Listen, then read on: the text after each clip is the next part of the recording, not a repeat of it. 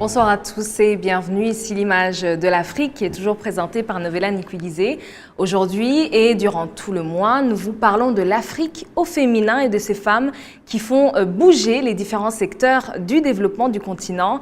Aujourd'hui, nous parlons des sciences et nous essayons de comprendre la raison pour laquelle les femmes sont encore très marginales dans les domaines scientifiques, technologiques et en général les STEM.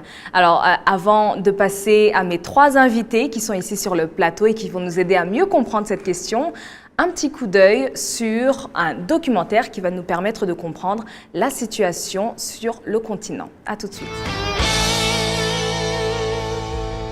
Pourquoi y a-t-il si peu de filles dans les filières scientifiques et technologiques? Est-ce parce que les garçons ont des aptitudes exceptionnelles que vous n'avez pas? Est-ce que c'est parce que le stéréotype de la fille faible en mathématiques ou en sciences perdure encore et que vous adhérez parfaitement à cette situation? J'ai constaté dans mes investigations que la dissymétrie de genre est peut-être quelque part voulue. Mais je pose la question, est-ce que cette dissymétrie de genre est-elle voulue par les sociétés ou pas? Les filles font l'objet de discrimination et pas positif. Je propose qu'on promeut les métiers scientifiques auprès des jeunes filles et des femmes. Il faut aussi placer les femmes au cœur de l'innovation pour coacher d'autres femmes, d'autres filles et renforcer la participation des femmes dans la recherche et le développement. Il faut motiver les filles pour étudier les sciences, les technologies, l'ingénierie et les mathématiques. De plus, l'innovation en recherche et technologie gagnerait à la diversité des approches en propulsant les filles dans ces filières scientifiques. La faible représentativité des femmes et des filles dans les domaines des STI pourrait être imputée à des contraintes socio-culturelles défavorables à l'accès et au maintien des filles dans ces filières. Je ne suis pas contre le mariage, mais le mariage précoce, même arrivé à 23 ans, le mariage est parfois précoce. Donc il faut prendre le temps d'étudier dans la vie, de persévérer. Le président de la République a demandé de mettre en place des stratégies pour augmenter le nombre de filles dans les filières scientifiques. Pour qu'on puisse prendre des initiatives nationales dans un pays, pour qu'on puisse prendre penser à réfléchir à des solutions, il faut que la population elle-même manifeste le besoin de voir ces situations être résolues. Nous, jeunes filles d'aujourd'hui, serons les mamans de demain et pourquoi pas le futur Einstein, comme l'a dit Hassan. Donc voilà des éléments qui nous interpellent et qui devraient nous amener à vouloir être porteurs de notre futur. Et pourquoi pas être les décideurs de demain, être ceux qui vont mettre les points en avant et dire ce que nous voulons pour l'Afrique de demain. Il faudra tenir compte de ce vivier de femmes qui ont de plus en plus des compétences et qu'il faut pouvoir exploiter. C'est passé crème quand j'ai dit que je voulais être médecin. Mais quand j'ai dit que je voulais devenir ingénieur en informatique, heureusement que j'ai une famille qui m'a soutenue, mais les gens me disaient, mais toi, pourquoi tu ne veux pas être médecin? Pourquoi tu veux arrêter et faire ingénieur? J'ai dit, mais je veux faire de l'informatique. Informatique, c'est quoi? Tu vas être sous les tables, tu vas brancher, etc. J'ai dit, mais il n'y a pas que ça, il y a plus de choses. Et justement, quand certaines personnes, on leur parlait de médecine, peut-être qu'ils se mettaient dans leur tête que je parlais de sage-femme. On nous empêchait de faire certaines choses parce qu'on disait qu'on voulait faire comme les hommes.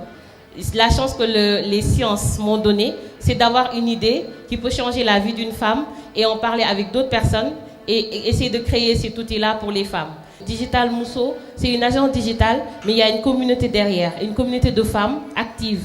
Je suis membre du réseau des blogueurs du Sénégal, comme Madame Djali Badiane. On a des plateformes qu'on crée pour justement donner la parole à des femmes. C'est des femmes qui peuvent s'activer dans le milieu de la mode, dans le milieu de la cuisine, qui ne savent pas exactement comment assurer cette présence-là et faire voyager les personnes. On peut être sur Internet et parler à une personne qui vit aux États-Unis. Ce voyage virtuel, on peut le faire. Ne vous mettez pas de frein. Si vous avez une idée, écrivez-la quelque part et parlez à des personnes qui sont dans le milieu, qui peuvent vous aider à changer le monde de certaines personnes.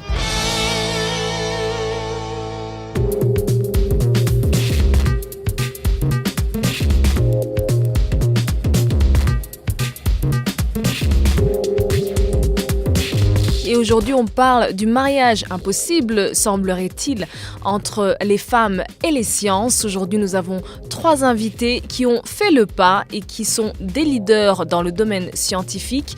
Notre premier invité, Ndeye Absa Nyang, qui est doté d'une expérience de plus de 10 ans dans des multinationales telles que Procter & Gamble ou Samsung Electronics. Absa a successivement occupé des postes dans la vente et dans le marketing à travers plusieurs pays d'Afrique. Elle est aujourd'hui Software Marketing Leader pour l'Afrique du Nord et de l'Ouest chez IBM. Elle a à sa charge plus d'une vingtaine de pays africains. En parallèle, c'est une serial entrepreneur qui travaille dans des projets aussi divers que la mode, l'aquaponie et la consultance d'entreprise via sa structure Designing. Absa est également la fondatrice de l'association JIDER, Jeunes Entrepreneurs Africains œuvrant pour le développement économique régional, qui regroupe des jeunes entrepreneurs à travers l'Afrique et aspire à créer une nouvelle génération de leaders dès le plus jeune âge.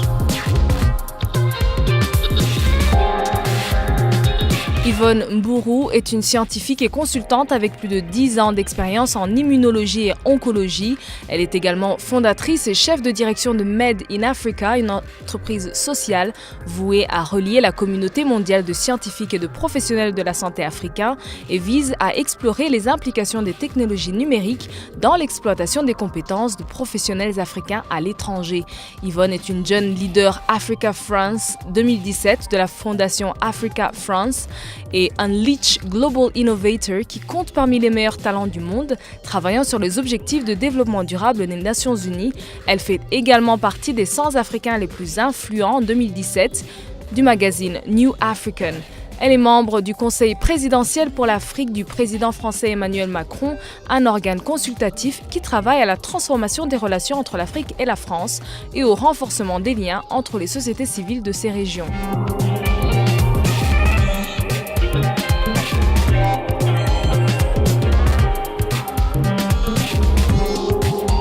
Et Gisèle Mofu est la première femme à diriger l'Institut africain des sciences mathématiques, initiative Next Einstein.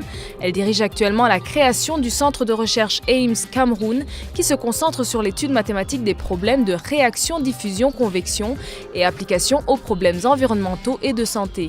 Son projet mènera à la collaboration avec des partenaires dans diverses universités en Allemagne, au Cameroun, au Burkina Faso, en France, aux États-Unis et dans d'autres pays.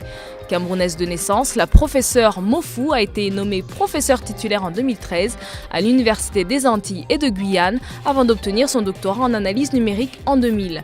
Professeur Mofu possède une vaste exposition internationale et expertise dans le renforcement des capacités de recherche, l'organisation d'événements scientifiques. Elle a coécrit plus de 40 articles scientifiques qui ont été publiés dans des revues internationales évaluées par des pairs, des conférences et de mentorat.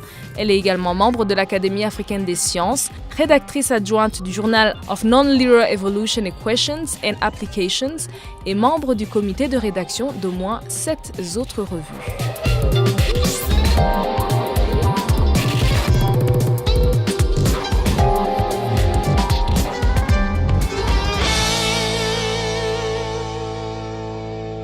Alors aujourd'hui, pour en parler, nous sommes avec 3 femmes phénoménales qui sont dans le domaine des sciences et de la technologie. Nous sommes avec Yvonne Mburu, qui est immunologue, cancérologue, mais aussi PDG de Made in Africa. Elle nous expliquera ce dont il s'agit. Bonjour et bienvenue. Bonjour, merci de m'avoir invitée. Nous sommes aussi avec Madame Ndeye Absa Nyang, qui est expert marketing cloud, donc dans les technologies, et fondatrice JIDER, encore une fois. Plus d'explications tout de suite. Voilà, merci beaucoup.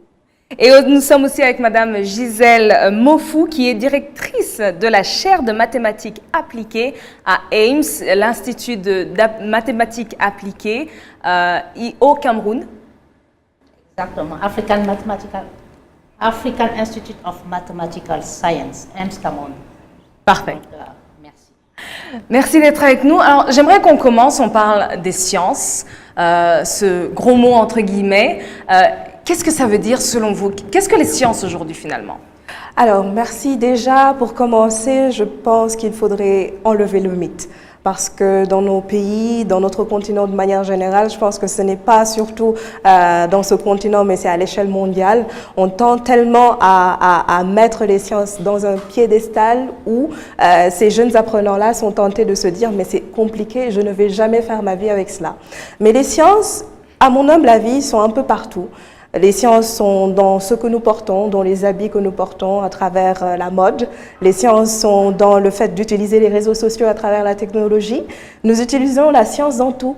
Même le fait aujourd'hui de se faire un repas ou de préparer un menu relève quelque part de la chimie. Donc on est toujours dans le domaine de la science. Et l'invite qu'il faut faire, et on en parlera tout au long de cette émission, serait justement de nous intéresser plus au devenir de l'enfant et de cette jeune fille-là qui a sa part dans des sphères de décision, qui a un rôle à jouer dans tout ce qui est gestion de la famille et gestion de la cité. C'est de faire en sorte que les sciences telles qu'elles sont utilisées aujourd'hui dans les écoles puissent être ramenées à un niveau beaucoup plus terre-à-terre, qui touche les populations, qui touche des femmes en tant que mères, en tant que sœurs, en tant que jeunes femmes, et justement se rendre compte que ce n'est pas aussi diable que cela. Voilà. Je pense que c'est important ce que vous dites et on reviendra sur cette question-là et sur cette importance de comprendre la simplicité de la science après tout. Alors Madame Gisèle, vous êtes directrice d'une chaire de mathématiques appliquées. Pourquoi est-ce que vous avez choisi les maths et pourquoi il y a si peu de filles et de jeunes filles qui vont choisir les maths comme vous? D'accord. Bon, je dirais d'abord que je n'ai pas choisi les maths. Les maths m'ont choisi. Parce qu'au départ, je voulais faire ingénieur. Donc, je savais exactement où je voulais travailler. C'était à Siemens Industries. Donc, c'est une compagnie allemande. Et donc, ça, c'était parce qu'à l'époque, c'était la CRTV. C'était la télévision camerounaise qui commençait. Et donc, je me suis dit, ben, tiens, j'ai ce qu'il faut, j'ai le background qu'il faut pour plutôt faire ingénierie. Mais à la fin, j'ai fait les maths, tout simplement, parce que bon, pendant mon parcours, j'ai réalisé que ce n'était pas vraiment ce que je voulais. C'était bien, mais bon, c'est pas ce que je voulais transmettre. Et donc, j'ai décidé de faire des maths. Alors, pourquoi est-ce que, effectivement, je pense pourquoi est-ce qu'il n'y a pas beaucoup de femmes qui font mathématiques? Je pense tout simplement parce que ça dépend aussi de l'enseignement. Certaines personnes font des mathématiques quelque chose de mystique, quelque chose de magique. Et je pense tout simplement qu'il suffit tout simplement de ramener, comme elle disait tout à l'heure, les choses vraiment terre à terre. Il ne faut pas faire des maths pour faire des maths. Il faut, par exemple, pour une discipline donnée, si je vais faire de la biologie, il faut faire des mathématiques pour la biologie. Parce que le surplus, la personne n'en a pas besoin. Donc, c'est un peu ça. Et ce qui fait que quand on commence à faire des mathématiques pour tout le monde et pour toutes les disciplines, les gens sont découragés. Donc, je pense que c'est déjà pour ça. Et les femmes, pourquoi est-ce qu'on n'a pas beaucoup de femmes en mathématiques? Ben, tout simplement parce que je crois que c'est déjà un problème culturel. Et je vais le répéter encore, même si on n'est pas d'accord avec moi. C'est que assez souvent, dans certains foyers, on se dit, ben, tiens, quand on élève les enfants, ça, c'est les femmes doivent faire ceci, les hommes doivent faire ceci. En fait, ce n'est pas de façon équitable. Bon, ce qui fait qu'en fait, la femme se retrouve en train de faire plein de choses. Il faut qu'elle s'organise aussi pour, en plus, aller à l'école. En plus des tâches ménagères, ce qui est déjà pas mal. Ce qui fait que d'abord, nous sommes bien organisés. Si on arrive à avoir des femmes dans la science, ça veut dire que nous sommes très bien organisés et qu'on peut même faire plus. Bon. Et aussi parce que les jeunes filles, assez souvent, quand elles arrivent à l'école, elles ont un petit problème en maths. Au lieu de les soutenir, qu'est-ce qu'on fait? Ben, tiens, tu n'es pas bonne en maths, tu devrais faire ceci, tu devrais faire cela, et ainsi de suite. Un exemple très simple.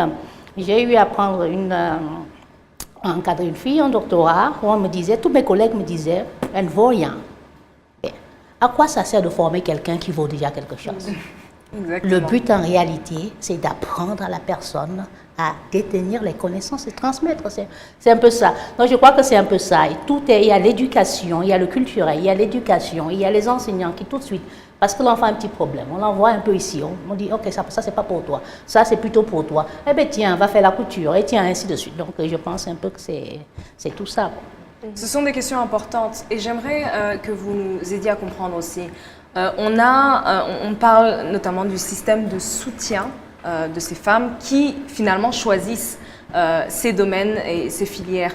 Selon vous, qu'est-ce qu'il faudrait davantage au niveau des femmes qui sont déjà dans le secteur?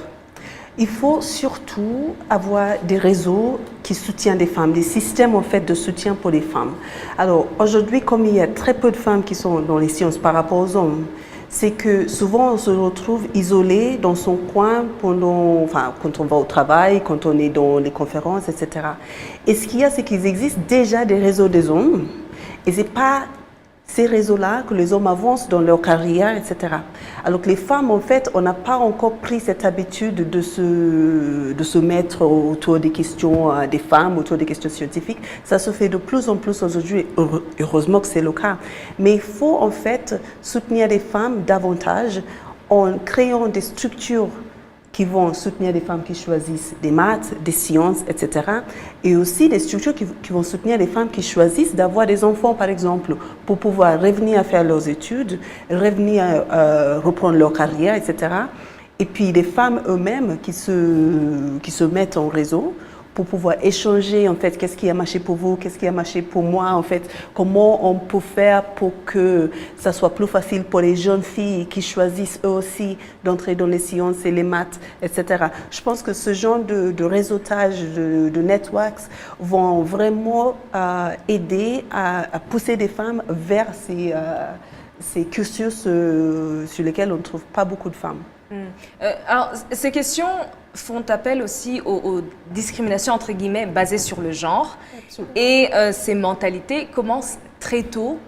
On estime qu'à partir de 5-7 ans, les enfants ont déjà des cerveaux qui sont conditionnés, entre guillemets, voilà, formatés.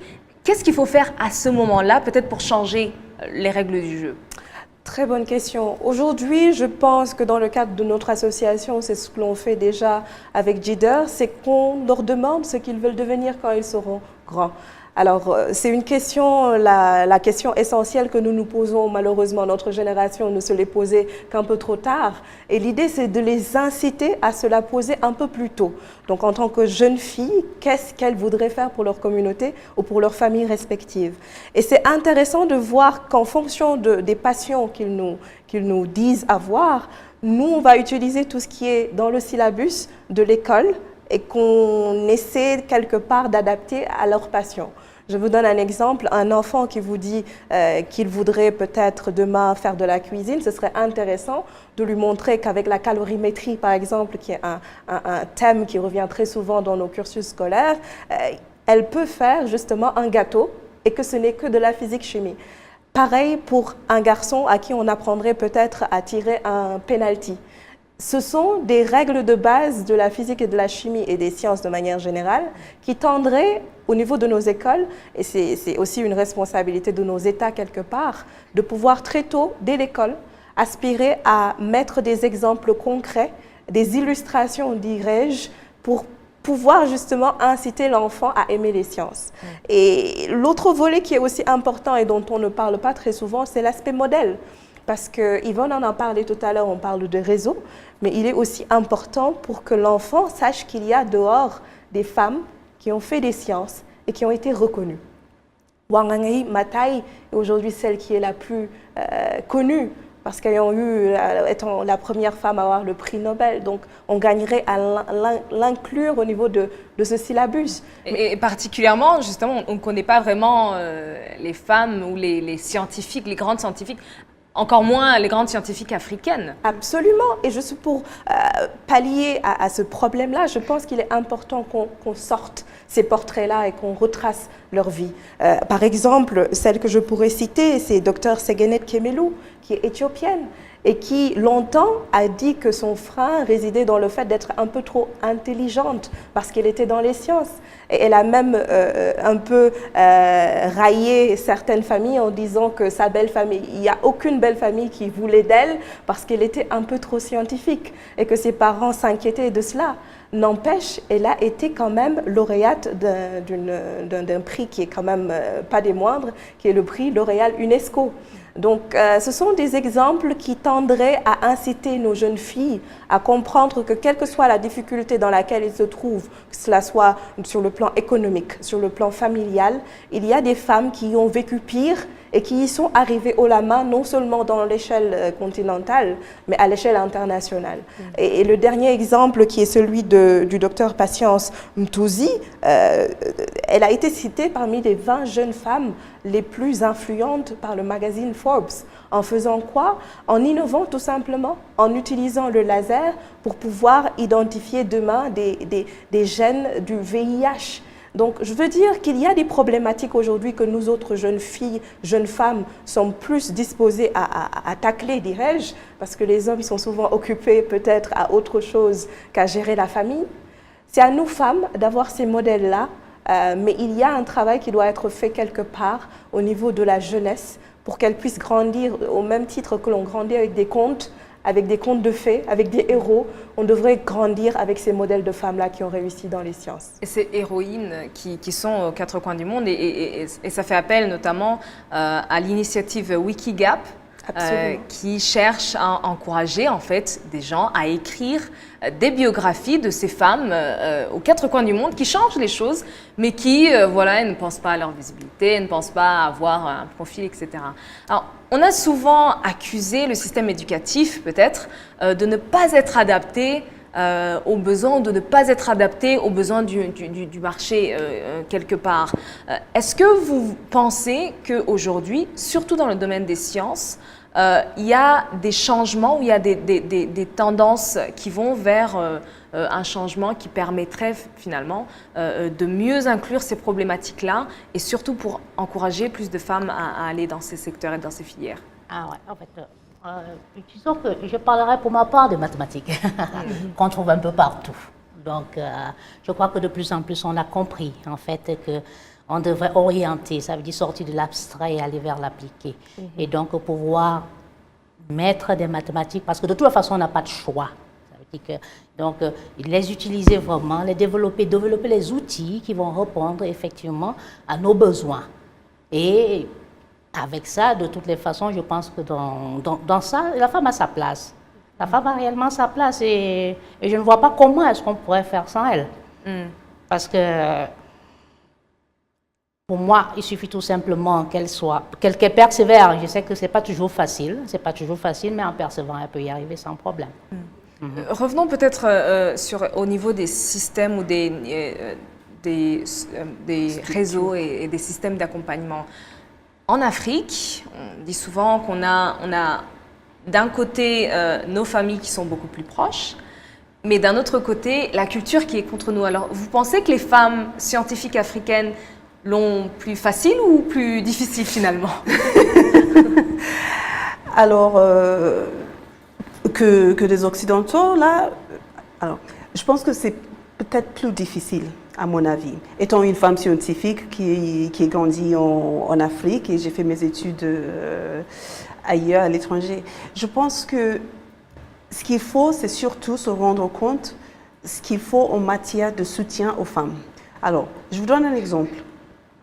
En Afrique, on a nos cultures, on a nos traditions qui sont très bonnes, mais souvent qui mettent la place de la femme à un endroit qui est vraiment très strict. Ce qui veut dire qu'une femme, là je vous ai donné un exemple tout à l'heure, qui était une femme qui décide d'avoir des enfants et de rentrer à l'école après, en fait elle se retrouve un peu perdue parce que le système scolaire ne le permet pas forcément chaque fois de reprendre là où elle a arrêté. Ça commence à changer, heureusement que ça commence à changer. Je pense que c'est des efforts justement des femmes qui ont réussi, qui viennent après pour dire il faut qu'on change ça parce que sinon il y a d'autres femmes qui arrivent après nous qui ne vont pas pouvoir faire tout ce qu'on a fait pour se battre, pour arriver à là. Mais en même temps, il y a aussi des sommets, par exemple, comme celui qu'on vient de clôturer là, il y a un jour qui est le Gender Summit, le sommet de la femme, qui discutait justement comment les femmes peuvent se rassembler pour mieux se rendre compte déjà de systèmes existants qui est un peu difficile pour les femmes de sortir de leur carrière. Et puis, quels sont les endroits où il y a des actions qui doivent être mises en place en termes de finances, en termes des réseaux des femmes qui vont donc se rassembler, en termes aussi de soutien technique, soutien scolaire, éducatif, etc. Donc, en gros, il y a un travail global à faire, mais il y a un travail aussi chez nous Parce que c'est vraiment au niveau de la société où on devrait se poser la question, quelle est la place de la femme et comment on accueille la femme dans les endroits où, d'habitude, on ne les a pas vues.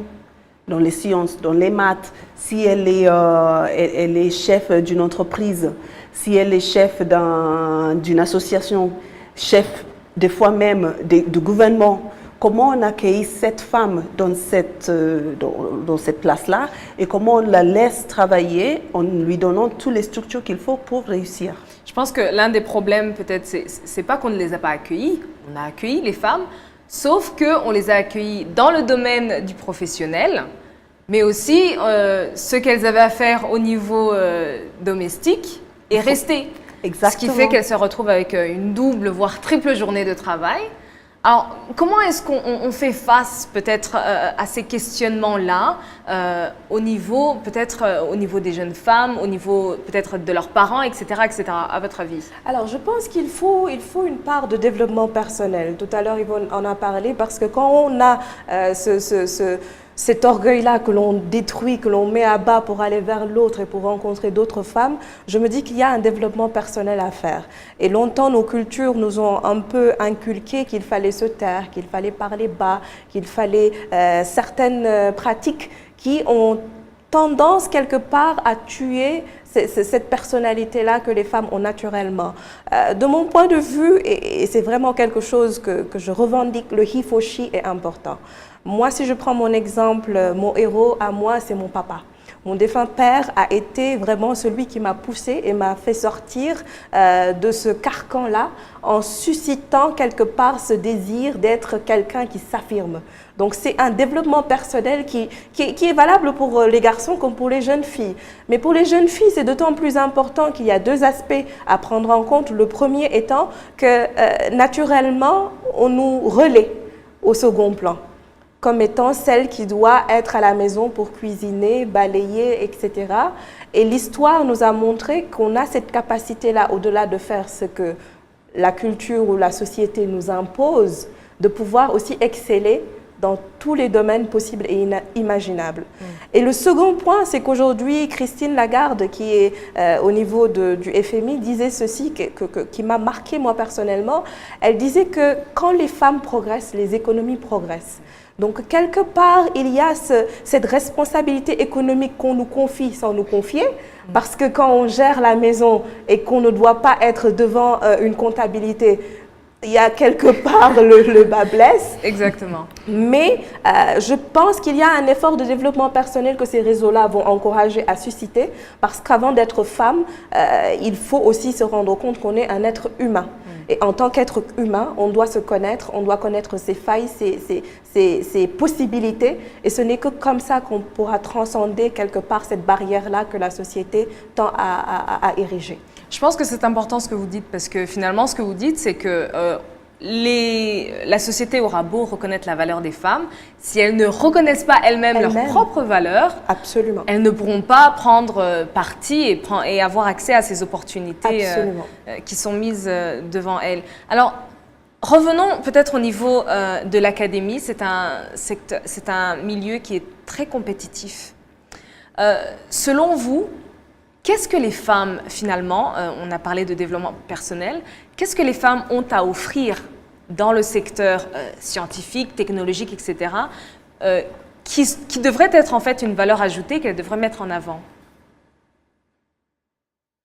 Alors, comme ça, de prime abord, j'ai envie de dire que, en fait, je ne peux pas répondre comme ça de prime abord. C'est qu'il faut déjà savoir ce que déjà être dans ce milieu, c'est déjà quelque chose, c'est déjà un modèle.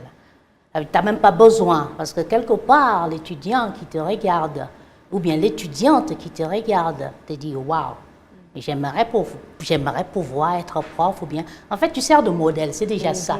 Parce que si tu es là, ça veut dire qu'il n'y a pas de magie. Ça veut dire qu'elle peut faire. N'est-ce que ça, c'est déjà important, c'est déjà très bien.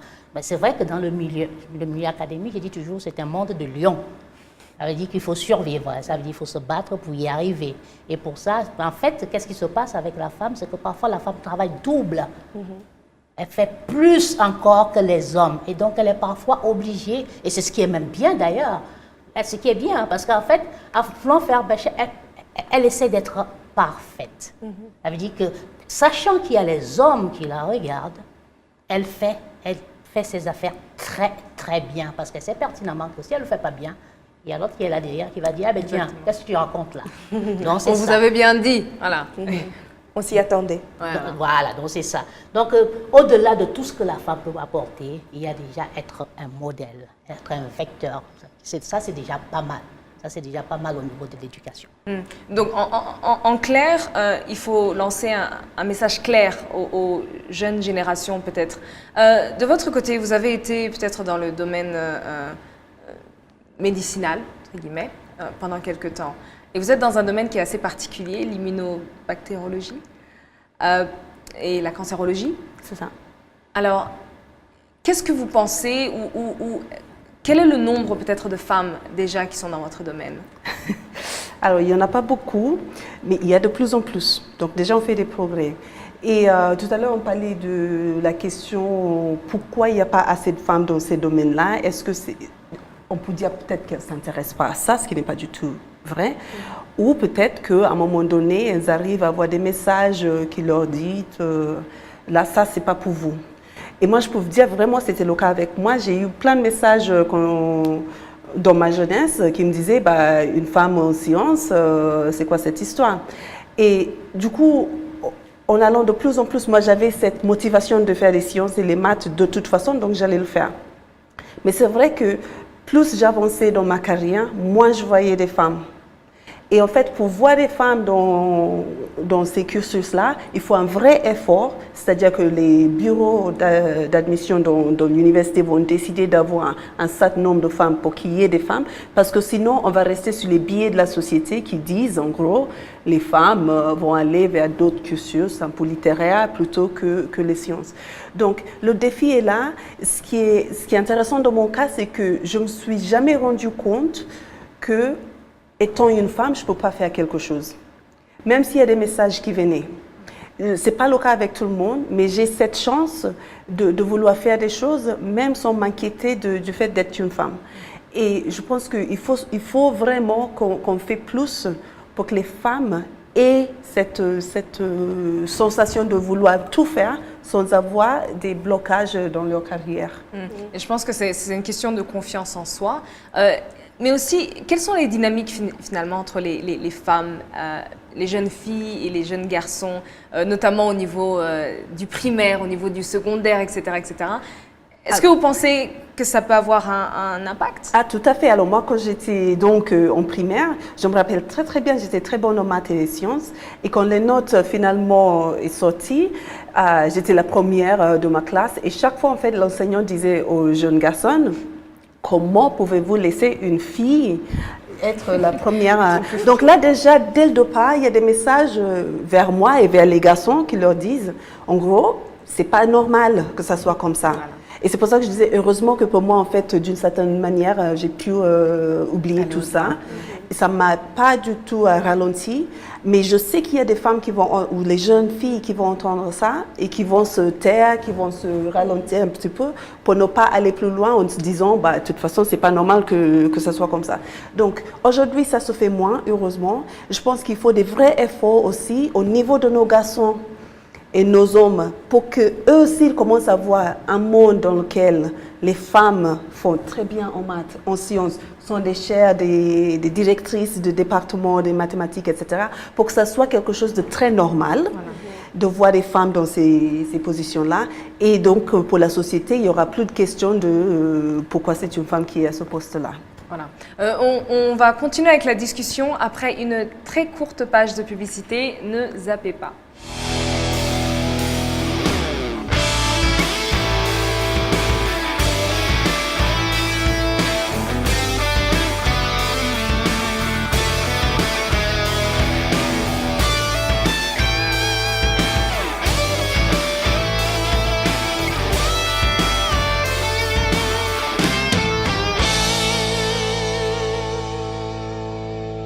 Et on est de retour et on parle toujours des femmes et des sciences. Et juste avant la publicité, on parlait du rôle de cette dynamique entre jeunes filles et jeunes garçons à tous les niveaux, du primaire, du secondaire et plus tard, et surtout dans la construction et dans l'affirmation de soi finalement.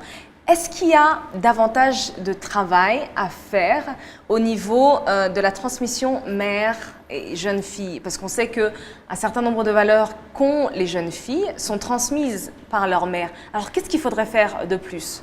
Absolument. Je pense que les parents ont d'autant plus un rôle à jouer qu'ils servent eux-mêmes de modèle. Avant d'aller voir ailleurs les modèles dont je parlais tout à l'heure, je pense que le modèle immédiat, il reste au niveau de la famille. Et il y a cette importance-là au niveau des mères, puisqu'elles restent aussi longtemps avec leurs enfants, de pouvoir transmettre, et c'est un mot que j'adore, parce que la transmission permet non seulement sur le plan du leadership, mais aussi sur le plan générationnel, à relever ce défi-là où on se dit que de grand-mère à mère, il y avait cette fierté-là à représenter quelque chose au niveau de cette famille-là. Donc effectivement, les parents ont un rôle primordial à jouer. Et il ne s'agit pas juste de dire, parce que dans certaines contrées, les mamans n'ont pas appris l'école. Donc elles ne sont pas allées à l'école, elles n'ont pas appris l'alphabet. Mais revenant au domaine du développement personnel, il y a des valeurs intrinsèques qu'une maman seule peut donner à son enfant. Et c'est à travers ce relationnel-là que certaines valeurs peuvent être justement véhiculées. Et vraiment, c'est un appel que je lance, non seulement aux médias, mais aux gouvernants, parce qu'il est de plus en plus important que l'on mette les langues nationales, justement les langues aussi officielles. Parce qu'aujourd'hui, il est heureux qu'on fasse cette émission-là en français, mais Yvonne pourra nous dire tout à l'heure à quel point il est difficile aujourd'hui pour un chercheur de pouvoir s'exprimer en français parce que la plupart des publications sont faites en anglais. Donc il y a un problème de leadership francophone quelque part chez les femmes en plus qui fait qu'aujourd'hui je pense que la science est tellement universelle qu'on gagnerait à la communiquer même en langue nationale.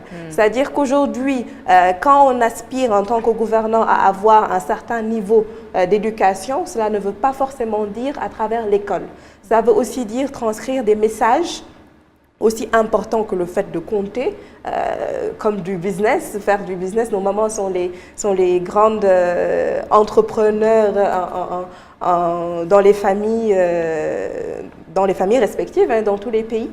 C'est se dire, pourquoi est-ce que la science, demain, comme on a décidé de ratifier hier avec le président Paul Kagame et pas mal de pays africains qu'il y aurait une libre circulation, pourquoi ne pas décider que des thèmes aussi importants que les thèmes scientifiques seraient abordés dans les syllabus au niveau des écoles de manière très terre à terre, pour que justement cette maman-là qui peut transcrire à son enfant ce goût pour les sciences, justement, puisse le faire de manière beaucoup plus accessible. De manière plus facile. Cette question de la transmission, elle vous parle? Ok, en fait, je suis d'accord, mais je nuancerai un tout petit peu. Parce qu'en fait, bon, quand on parle de transmettre, ça veut dire on peut transmettre en langue africaine, ça dépend. Ok, ça dépend de quelle région en Afrique. Je suis du Cameroun, nous en avons au moins 253 langues. Tu commences par laquelle? Donc c'est un peu ça. Donc je pense que si on avait une langue africaine, ce serait magnifique. Moi j'adhérerais tout de suite qu'on le fasse. Mais tout en sachant effectivement que si on a une langue africaine, ça veut dire que c'est comme le français. Ça veut dire que ce qu'on veut que ce soit visible, ce sera visible par l'africain. Et effectivement, mais si nous sommes très bons, les gens vont apprendre à parler africain. Si nous sommes très bons. Tout de même que si j'ai envie de regarder un article qui est en japonais, si c'est vraiment du japonais, il faut que j'essaie de... Je vais utiliser Google Translate pour essayer de voir Exactement. comment je m'en sors parce que j'en ai besoin, nous sommes d'accord. Donc, en fait, je pense que, bon, effectivement, la transmission, c'est bien. Ça veut dire que déjà au niveau, ça veut dire que, par exemple, si je prends le problème du Cameroun, il faudrait que dans chaque région, que chacun essaye de transmettre à sa manière. Maintenant, si effectivement on doit le faire en français, pourquoi pas? Mais il y a toujours encore ce problème de visibilité. Qu'est-ce qu'on veut, nous? On veut qu'on reconnaisse. Ça veut dire que c'est pas... Une fois qu'on aura gagné au niveau de l'Afrique, il faut qu'on sorte de l'Afrique. Ok? C'est ça le problème. C'est-à-dire que oui, je veux qu'on sache ce que je fais en Afrique. Ça, c'est bien. Donc, il n'y a pas de problème. On va développer le réseautage. Il n'y a pas de souci, pas de problème. Mais le gros problème, c'est que, tiens, on ne s'arrête pas à l'Afrique. Le monde ne s'arrête pas à l'Afrique. Nous vivons, c'est la mondialisation aujourd'hui. Donc, mes travaux, que je le veuille ou pas, nous avons, prenons par exemple le changement climatique. Les problèmes pour résoudre, il y a des causes, c'est vrai, mais les conséquences, il faut agir. Le problème, c'est que ça dépend des régions. Ok? Les problèmes, il se trouve que la Guyane française et le Cameroun, nous avons les mêmes climats. C'est-à-dire, si j'arrive à résoudre mon problème au Cameroun, il faudrait que la Guyane française qui soit au courant de ce qu'on a trouvé pour pouvoir résoudre les mêmes problèmes. Donc, c'est ça. Donc, en fait, personnellement, je n'ai rien contre les langues. Ça veut dire que je me dis, il y a une langue, il faut que je sois visible, je vais me battre pour pouvoir être visible.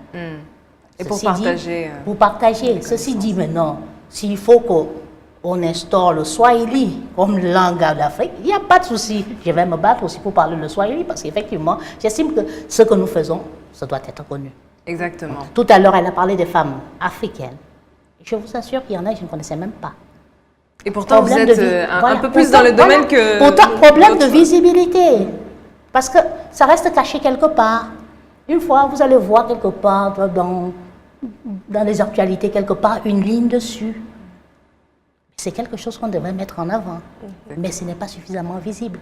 On parle de leader. C'est quelque chose qu'on devrait mettre plus en avant que ça. Et donc, c'est à peu près ça, quoi.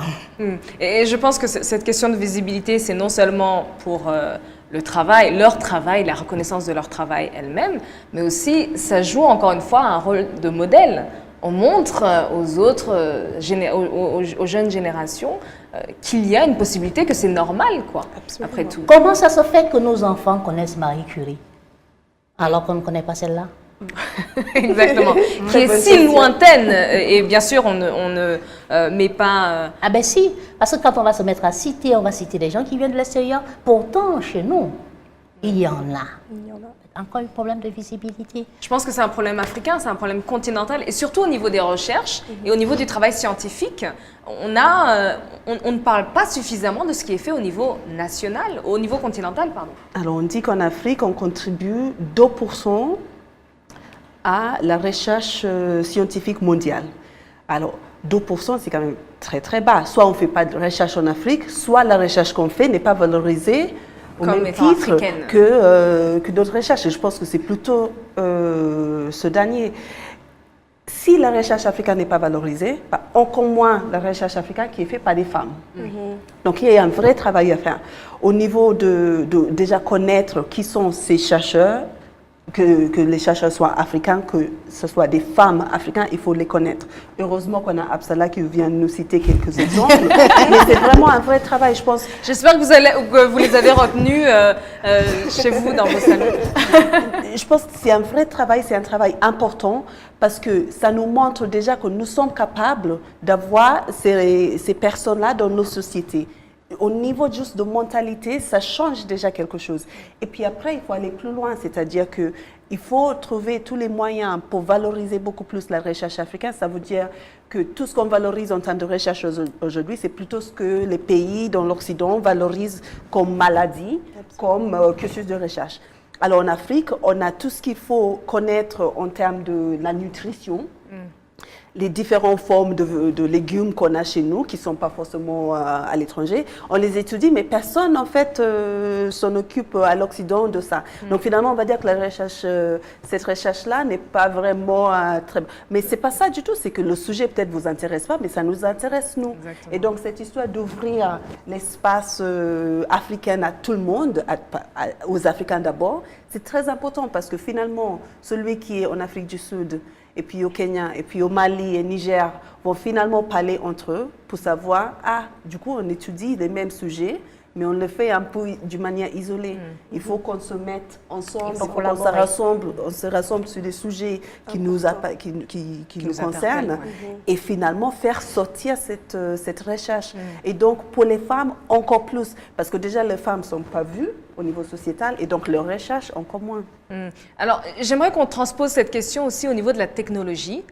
Les nouvelles technologies, c'est aussi un domaine dans lequel on sait tous ce que Apple fait, ce que Microsoft, etc. Et on a pourtant des innovations technologiques sur le continent qui sont juste époustouflantes. Exactement. Et on n'en parle pas. Pourquoi ? Absolument. Je pense qu'il y a un rôle également des médias africains. Je pense qu'on pourra, et c'est à féliciter ce genre d'émission justement parce que pas plus tard qu'hier, IBM, pour l'entreprise pour laquelle je travaille, a créé une puce, un ordinateur de la taille d'un grain de riz. Mais est-ce que les médias africains en parleront? J'en doute fort. Donc aujourd'hui, il y a un effort à faire, je pense, au niveau de ces médias-là, parce que l'on ne voit de l'Afrique que ce que l'on en dit.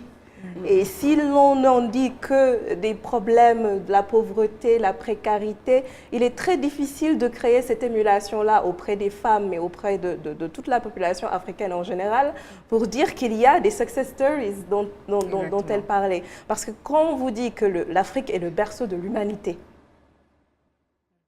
ça doit se voir bien quelque part. Exactement. Un berceau de l'humanité qui représente si peu au niveau des recherches ou qui, si elle représente beaucoup, est faite par des Africains pour le compte de pays occidentaux et sur des thèmes qui ne concernent aucunement les pays dans lesquels desquels ils sont originaires, c'est qu'il y a un problème. Et je pense qu'au-delà des médias, il y a la BAD qui parlait de jeunes femmes, d'un taux de 34% de femmes en Afrique, et qui donnait un petit ranking de tous les pays avec le Cap-Vert. Je parlais tout à l'heure de langue. Le Cap-Vert qui est à 52% de femmes dans les sciences, qui est un pays lusophone, qui manquera de visibilité bien entendu, parce qu'ils sont peut-être lusophones, mais parce qu'ils sont un petit pays, alors qu'il y a un moyen, justement, à travers les médias, de plus mettre en exergue ce qui est fait en Afrique. Ce qui est réellement fait. Aujourd'hui, si on prend l'exemple de M-Pesa, du Kenya, qui a inspiré la plupart des technologies et qui a jusqu'à inspiré aujourd'hui Orange Money, qui a pris de l'Afrique pour aller appliquer en France, il y a de quoi se poser des questions. Cela veut dire, on n'en parle pas souvent, ça. On n'en parle pas souvent, alors que c'est né au Kenya. Et qu'aujourd'hui, avec les telcos qui viennent, qui dépendent d'autres multinationales, certes, on accompagne des entreprises et un rôle à jouer également, ce sont les femmes qui sont à la tête de ces entreprises-là. Parce qu'aujourd'hui, si vous vous retrouvez avec des innovations technologiques qui sont faites pour les femmes qui doivent accoucher, qui sont pensées par des femmes et qu'on n'en parle pas, c'est qu'il y a un problème. Donc je pense que cette médiatisation-là, auprès des journalistes qui sont femmes, auprès des gouvernantes, des gouvernants plutôt, où il y a des femmes au niveau des institutions les plus élevées de notre organisation, Union africaine, Banque africaine de développement. Et c'est à travers ce réseau-là de chercheurs femmes qui découvrent, qui passent ces découvertes à des personnes femmes qui sont dans des institutions, qui ratifient des lois et l'institut à des personnes femmes qui ont des entreprises privées et publiques, qui vont faire une activité sociétale peut-être autour des sciences et de l'environnement, qui à leur tour parlent à des organismes tels que AIMS, qui nous a invités dans la Gender Summit au niveau du Rwanda, et qui à leur tour donnent ce message-là à la population qui l'a de manière beaucoup plus accessible. Donc c'est un peu le mainstreaming de ces questions au niveau de toutes les instances en fait. Toutes les instances. Alors revenons peut-être, et on s'approche de la conclusion, revenons un peu sur les difficultés. On a parlé des difficultés d'être une femme dans les domaines scientifiques, etc. Et en même temps d'avoir une famille. On parle souvent de l'intégration et de l'équilibre famille, vie professionnelle, vie familiale. Comment, selon vous, quels sont peut-être les éléments ou les secrets, entre guillemets, pour faire face à ces problèmes ou ces potentiels déséquilibres? En réalité, ce n'est pas facile d'être une femme, être une mère et vraiment gérer une famille. Il faut vraiment avoir un mari qui accepte et qui vous supporte vraiment. Parce qu'en réalité, J'ai envie de dire, quand on est enseignant-chercheur, par exemple, ça veut dire qu'on est censé, on voyage beaucoup, on s'absente aussi beaucoup. Assez souvent, ce n'est pas facile pour un mari d'accepter ça. Ça veut dire que je te vois constamment à l'extérieur. Bon, il y a pas mal de choses, il y a pas mal de doutes. Mais qu'est-ce qu'elle fait là-bas? Est-ce que je suis vraiment sûre qu'elle est là-bas exactement? Eh bien, tiens, il y en a qui appellent souvent les hôtels pour bien s'assurer que vous êtes bien. Exactement. Donc, ce n'est pas vraiment facile, ce n'est pas facile. Mais effectivement, comme je dis toujours, dans toute chose, comme pour tout le monde, femme ou homme, il faut garder, on a un objectif. Il faut avoir en tête son objectif et se battre pour réaliser ou bien pour tendre vers cet objectif-là. Et je pense que être femme, oui, accompli, oui, mais il faut être aussi épanoui. Ça, c'est très important. Parce que quand on essaie de dire, OK, parce qu'on n'est pas content que je sois partie dans tel endroit et que dorénavant, je n'irai pas, en fait, on s'étouffe soi-même, on ne s'épanouit plus. Ça veut dire qu'on n'est plus soi, on a des problèmes pour se réaliser. Donc, je dis tout simplement, il faut garder son objectif, il faut laisser personne, aussi bizarre ça puisse paraître, je vais le dire, il faut laisser personne vous détourner de ce que vous voulez faire. Parce que c'est bien pour vous, et c'est parce que vous êtes bien dans votre peau que lui aussi, il est bien dans sa peau. Et quand on est aussi femme, quand on fait ce qu'on aime, on aime ce qu'on fait, ça veut dire que la transmission est très simple, parce que l'enfant suit, parce que l'enfant voit. Elle parlait de femme modèle aujourd'hui. Parce que l'enfant voit, tu n'as même plus vraiment besoin de faire d'efforts. Parce que quand tu galères, quand l'enfant te voit te lever tôt le matin, étudier, faire ceci, faire cela, je peux vous assurer, au moins de ma part, elle reproduit la même chose demain. Elle reproduit la même chose demain. Donc en fait, ce que tu penses, tu te dis, ah ben tiens, parfois tu te dis, bon, je me rappelle, ma fille m'avait dit quand j'ai soutenu mon doctorat, ah ben enfin maman, maintenant tu dois avoir du temps pour moi. Ben, vous voyez ça? Donc ça veut dire que, mais le problème c'est que je lui ai dit oui, mais sauf que en réalité c'est que ce n'est pas que je n'étais pas avec elle, mais elle veut plus que ça, et ce qui est normal. Mais vous savez ce qui est étrange? C'est qu'elle reproduit exactement la même chose que moi. Exactement. Et j'ai dit, maintenant tu comprends, parce que souvent quand je travaille, elle est là aussi, elle travaille.